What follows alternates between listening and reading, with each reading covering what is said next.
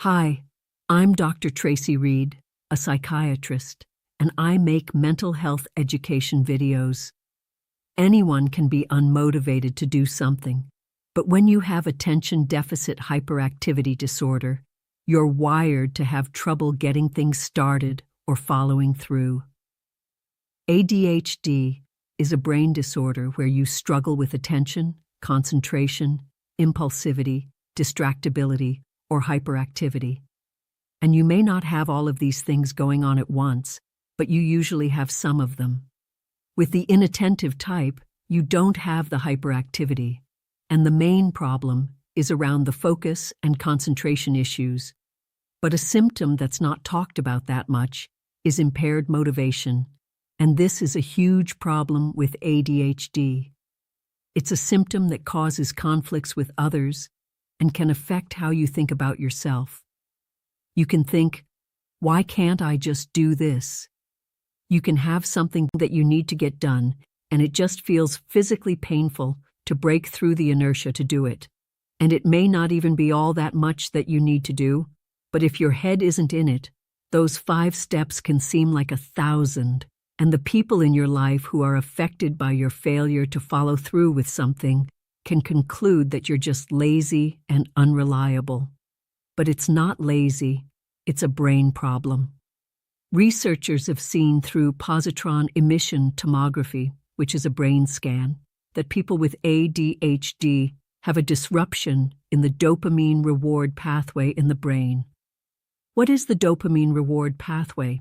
Well, here's a quick explanation of dopamine. There's 4 dopamine pathways in the brain. Think of the pathways as messaging systems that use nerves to transport dopamine from one part of the brain to the next. Within each of these pathways, dopamine sends specific messages to the endpoint destination that tells it what to do. 2 of the pathways affect motivation. The first one is the mesolimbic pathway, where you get dopamine traveling from your midbrain to structures in your limbic system. Your limbic area processes emotional memory. Therefore, when you experience something that's pleasurable, this part of the brain is activated by dopamine, and you learn that this activity brings pleasure. That pleasure can be basic needs, like food and sex, or more complex gratification, like praise and validation. And this is what we mean by reward. You do something, like eat a piece of chocolate, and you learn that the chocolate feels good, and you desire to eat more chocolate. Likewise, if you prepare for a task and you're successful, you learn that hard work produces success at some level. The second important pathway that affects the ADHD brain is the mesocortical pathway. With this pathway, dopamine is produced by nerve cells in the midbrain, and it travels to your prefrontal cortex. This area of your brain is responsible for motivation and executive functions. Executive functions are things like working memory, thinking, and decision-making. Stimulants like Adderall, Ritalin, and Vivans work to increase dopamine in this pathway. So with ADHD, this reward system is impaired because you have less dopamine transport proteins to carry the dopamine along the track to get to its intended destination. It's like having a massive supply chain shortage when it comes to transporting your dopamine, so you don't get the proper dopamine signals to reinforce positive and productive behaviors. Without this reinforcement, your efforts don't feel satisfying, and you lose motivation.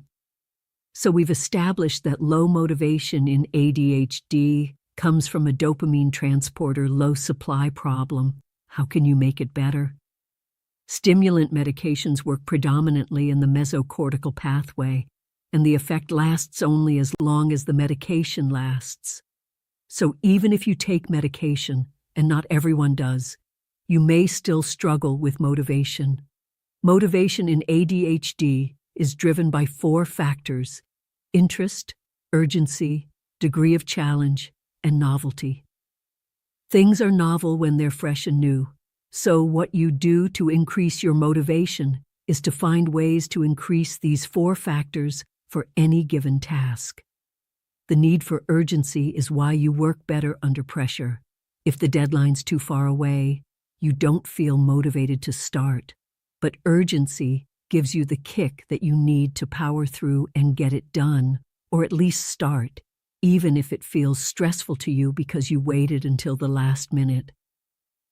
Now, you may be someone who says, "I do my best work the night before it's due." And in general, last minute is still not a great way to work, because things don't always come together the way you want them to, especially if the task requires input from other people. Also, if last-minute work makes you anxious, then this strategy causes other problems. A workaround to this is to find another way to create urgency, like using a timer while you're working. Let's say you have something that's due in 3 days. Rather than start it the night before, do part of the work using a timer. See if you can beat the timer. Using the timer turns it into a challenge for you, which can also make it more interesting. Another thing the timer can do for your mindset is to take this project that may seem like it'll take forever and make it time limited. You've got 1 hour to do the work, and after that hour, you're done working, even if the task isn't complete. Then you plan to do something that you really enjoy, like spend 30 minutes on TikTok. Another thing you can do to add interest is to work alongside someone. Some people refer to this as body doubling. You could do homework with someone over video chat. You're both working on different assignments, but the other person's presence can be reassuring, like we're all in this together. Or they can be a model for you, showing you how to work calmly and stay focused. You need to choose the person that you work alongside carefully. It needs to be someone that you can work with without distracting you. It also should be someone who can watch you work without shaming you when you struggle to stay focused. If you don't have someone that you can do this with, there's plenty of body doubling videos on YouTube for studying, cleaning, and other chores. If you want to add novelty to something that was boring, try doing it in a different setting. Let's say you need to write a paper. Maybe sitting in a coffee shop will make the process more interesting. You may say, "How can a person with ADHD stay focused in a busy coffee shop?" Well, this may not be a great setting for you, but it's not a given that any busy setting will distract you, because remember, with ADHD, you can hyper-focus on things that you're interested in. So if sitting in a cozy coffee shop with the smell of pastries and people chatting makes you feel warm and fuzzy, that mood and attitude change may help you stay engaged with your task despite the distracting elements in your environment. One last suggestion on how to improve your motivation is to try the Pomodoro technique. This is a time management system that's been around for 30 years and works by alternating periods of timed work with short breaks. It's usually difficult for the ADHD brain to sustain focus on something for a long time without getting distracted or bored. With the Pomodoro pattern, you work for 25 minutes at a time and then you take a 5-minute break. This is one 30-minute cycle. After 4 cycles, you take a longer break of 30 minutes. So here's what I've told you today. Low motivation with ADHD is partly caused by inadequate dopamine in your brain's reward pathway. To overcome this, you can do things to make tasks fun and interesting, make them urgent or challenging, or make them feel fresh and new. I gave you examples of using a timer to create urgency, doing the task in a new location, working alongside a body double, and breaking up the task into timed segments using the Pomodoro technique or some version of it. Take a look at my ADHD skills training playlist for more tips on how to manage your ADHD. Thanks for watching. See you next time.